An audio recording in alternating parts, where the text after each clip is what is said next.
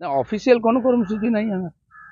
আমি মিডিয়া করছি, যেগুলো পলিটিক্যাল প্রোগ্রাম নয় এরকম প্রোগ্রামে যাচ্ছি। কালকেও সারাদিন বাইরে বাইরে ছিলাম, তো দেখা সাক্ষাৎ যেন আপাতত আমার কোনো এরকম পলিটিক্যাল কর্মসূচি নাই, থাকে না মাঝে মধ্যে, রেস্টও দরকার আছে কিনা।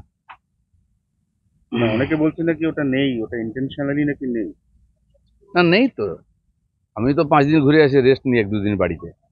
আপনাদের সঙ্গে কথা বলতে হবে কিনা, সকাল থেকে মিডিয়া ও তাদের সময় দেওয়া দরকার আছে। বহু লোক দেখা করার জন্য আসেন আমার বাড়িতে, তাদের সময় দিতে হয়, সেটা তার কর্মসূচির মধ্যে থাকে না। না, আমি কোনোদিনই ভাবিতেছিলাম, আমি 3 বছর ধরে কোন পলিটিক্যাল কর্মসূচিতে থাকি। আমি আমি আমার কর্মসূচি তৈরি করি, সামাজিক প্রোগ্রামে যাই, ধার্মিক প্রোগ্রামে যাই। তো সব কর্মসূচি থাকবে, এরকম পাবলিক প্রোগ্রামেরই খালি কর্মসূচি থাকবে। আর দেখে রাখুন কি হচ্ছে। এর আগেও বলেছে, আবার পায়ে হাত দিয়ে ক্ষমাও চেয়েছে। সেই জন্য যারা হঠাৎ বিজেপি তারা অনেক কিছুই বলবে, আর সবার উত্তর দেওয়ারও কোনো দরকার নেই, সবার বলার অধিকার আছে। এ পক্ষে বলে আমি কারো সমর্থন চাই না, আমি নিজের প্রিন্সিপাল অনুযায়ী কাজ করি। আপনারা জানেন, আগেও আপনারা তর্ক করতেন, বিরোধীরা আমার বিরোধিতা করতো, বুদ্ধিজীবীরা বলতো, ওখানে এখন বলে না। আমি দিল্লিতে যখন হাজার হাজার লোককে নিয়ে জয়েন করানো হয়েছিল না, কি হেলিকপ্টারে কি বিমানে, আমাকে ডাকা হতো আসুন জয়েন করার।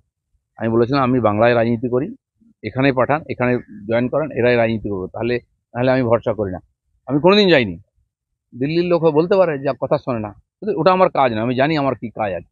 আমি কারো বাড়ির সামনে কোনো হাত জোর করে দাঁড়াইনি, দিল্লি গিয়ে কোনোদিন কাউকে পরিক্রমা করিনি, কারো অ্যাপয়েন্টমেন্ট চাইনি।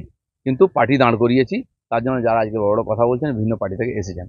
যেন কে কি বললো, দিলীপ ঘোষের প্রিন্সিপাল পরিষ্কার আছে। আমি বললাম যে আমি যে সৌজন্য দেখিয়েছি মমতা ব্যানার্জির আহ্বানে গিয়ে, উনি তো দেখাতে পারেননি সেটা। উনি যদি রাম মন্দিরে যেতেন, সৌজন্য দেখাতেন, আর যেটা মন্দির করতে হলো ওনাকে, আজকে রামনবমীর মিছিল করতে হচ্ছে টিএমসিতে, সেই তো করতে হলো। কেন জাননি উনি? উনি সৌজন্য দেখাননি, দিলীপ ঘোষ সৌজন্য